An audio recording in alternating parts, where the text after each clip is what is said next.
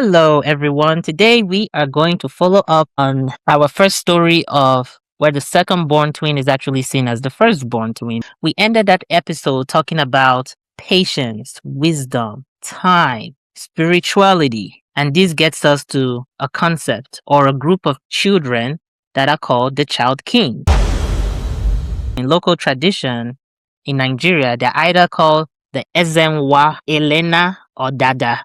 But for this episode, I am going to focus on calling them Dada or maybe Ezenwa once in a while, but mostly Dada because that I can remember, right? We're going to start with the biblical history, which we would before we get to tradition. But first things first, let's try to understand what is the concept of this idea called locks or dreadlocks. Now, truth be told, everyone, all type of hair from it's not A, from 1, so it's 1A to D, all the way to 4A to D. So from 1 to 4 hair type, everyone can grow locks, right? Everyone can grow dreadlocks. It just takes a lot of time, well, a longer time for some hair type in comparison to the 4D hair type that literally just grows as locks, or the 4C, which is more entangled and can easily build up to locks, so as 4B and 4A, right?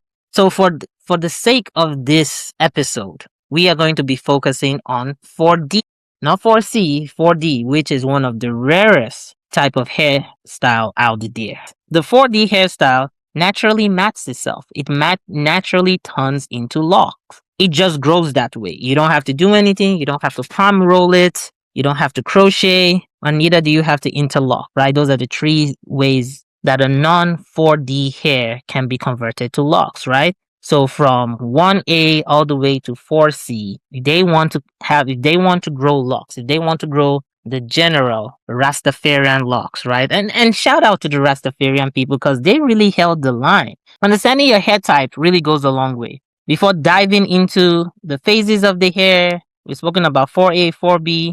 There are only less than 99% of people on earth that actually has the 4D hairstyle. So our locks, so the next question that, after giving shout out to the Rastafarian, the next question that is being asked would be, are locks natural or are they cultivated or are they artificial? It depends. It depends. You can literally go on eBay or go on Amazon and you can buy locks. On the flip side, if you have a 4D, which is a very few set of people, you can grow it naturally. Has a lot to do with the curliness of your hair and the coiliness of your hair. There's a distinction. Between those two words. So there are starter locks, and one reason I want to talk about starter locks is a lot of people that do starter locks, in my opinion and my understanding, are usually people with 4A and 4B hairstyle, but they have chosen to work with dreads, and so most of them will braid their hair, right? So they can have a starter locks by braiding their hair. The already existing hair is being braided. And I need you to remember this concept of braiding a hair as your starter locks. You can do twist, which is the new conventional style,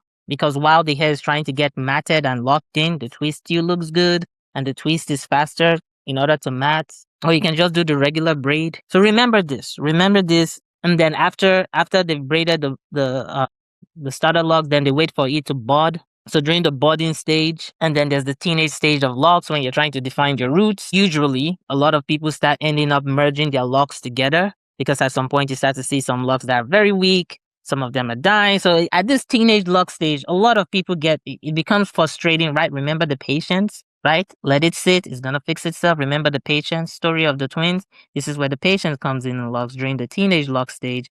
But during the stage, a lot of people usually cut it off. While some people, through strength and perseverance, they keep it pushing. They keep marching forward. And then you get to the early maturity stage. This is where you start to figure out, how long do I want to wash it? Do I want to go to semi-free form or do I want to stick to free form now? Right? A lot of decisions are being made in this prematured, and then you're fully matured, right? The locks are fully matured. Everywhere you go, you get compliments. A lot of people I have noticed, they usually categorize these stages of locks by how old your locks have been, like in 1 year, in 2 years, in 3 years.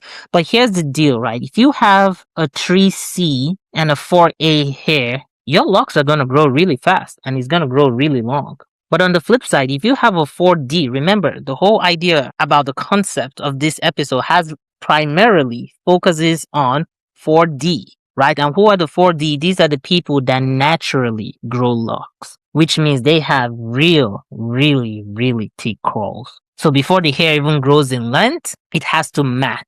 And then after it mats, before it comes down, right? So those are the people we're going to focus on, right? And so after your hair gets to matured or during the teenage stage, that's when some people think about combining, merging, right? Because at some point, sitting down on the chair, taking care of that hair starts to count lots and lots of hours, and then you get tired. So again, it's called a log journey because of the patience, right? There's the starter stage, there's the budding stage, there's the teenage stage, and then there's the matured stage. But I like to measure the stages of your locks by the length of your locks. So if your locks is between 8 inches and 12 inches, I like to call it you have a matured locks. That's my definition. If you have 8 to 12 inches of strand of locks or bud rope of a lock, I'm like, okay, that's a matured lock. Fully defined, fully clear. But some people define your maturity by age. And the conventional age for them to say you have a matured locks, after doing my research, is between 1 to 2 years. That was not my case. 1 to 2 years was not my case for me to even say, okay, this was a matured lock. Even right now, I'm going on 4 years. I would pretty much say my hair is more in the teenage stage because I just finished merging some of them together. And right now, I'm actually asking myself, do I want to keep retwisting every week, or do I want to get to the phase of semi freeform or freeform? That's where I am right now. Right? There's a lot of patience, a lot of waiting going on here. Word of advice: try to stick with one loctician. Except you have to change state back and forth like I have done. When you move from state to state, it's hard to keep to one. I think that's the issue I'm going through. I'm trying to figure out me and my new loctician. Person's trying to tell me what to do. I'm trying to tell the person, like, no, you don't tell me what to do. I tell you what to do because the hair tells me what to do.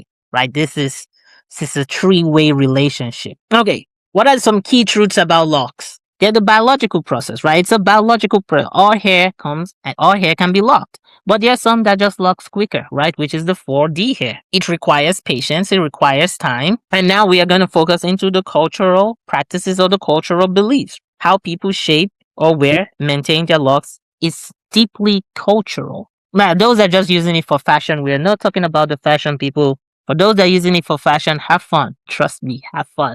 The more people that wear locks and hit the street, I want to thank all of you that do that because you're making it more conventional and more commonly known by people. So now this takes us back to the journey, right? We're going back to not the locks journey. We're going back to prehistory stage, right? How it all started, right? Where this whole idea of locks, why people see it as stigma, why some people see it as a religious practice, and where the whole patience comes in, right? We're gonna go back to like the divine origin, right? So, we started, the title is The Child King, right? And the whole idea is people with type 4D hair, that's the hair that locks, which is called Dada. So they're calling the Dada a child that is born with a crown.